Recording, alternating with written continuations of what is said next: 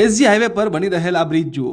સરખેજથી Karnavati club સુધી બની રહેલ 6 લેન બ્રિજ આટલો પહોળો હોવા છતાં માત્ર 2.8 મીટર વ્યાસવાળા સિંગલ પિલર પર બનાવવામાં આવી રહ્યો છે. આ ખાસ ટેકનોલોજી છે રિવર્સ ટી કેપ ટેકનોલોજી, જેનો અમદાવાદમાં પહેલી વખત ઉપયોગ કરવામાં આવી રહ્યો છે. સરળ ભાષામાં સમજીએ તો આ ટેકનોલોજીમાં એક સિંગલ પિલર પર 40 મીટર લાંબા ઊંધા ટી પર પ્રીકાસ્ટ ગટર મૂકવામાં આવે છે અને બ્રિજની ગોઠવણી એવી રીતે કરવામાં આવે છે કે આખા આટલા મોટા ભાગનો વજન વ્યવસ્થિત રીતે પ્રીકાસ્ટ ગટર મારફતે થઈને પિલર અને લોડ પાઇપ મારફતે જમીનમાં સરખી રીતે વહેંચાઈ જાય છે, જેથી માત્ર સિંગલ પિલરની જરૂરિયાત રહે છે અને બ્રિજની નીચેનો ભાગ ખુલ્લો રહે છે, જેના પરિણામે સર્વિસ રોડ માટે સારી એવી જગ્યા રહે છે. બ્રિજની નીચે પાર્કિંગ માટે પણ મોટી જગ્યા મળી રહે છે.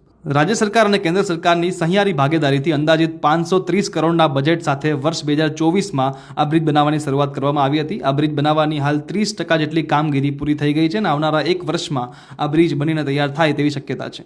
એસજી હાઈવેને ટ્રાફિક મુક્ત બનાવવા માટે આ વધુ એક બ્રિજ મહત્વનો બનશે, જે YMCA, પ્રહલાદનગર અને કર્ણાવતી ક્લબ જેવા મોટા જંકશનના ટ્રાફિકને હળવો કરશે. Ground report, Ahmedabad media, powered by SE solar, making solar energy easy for you.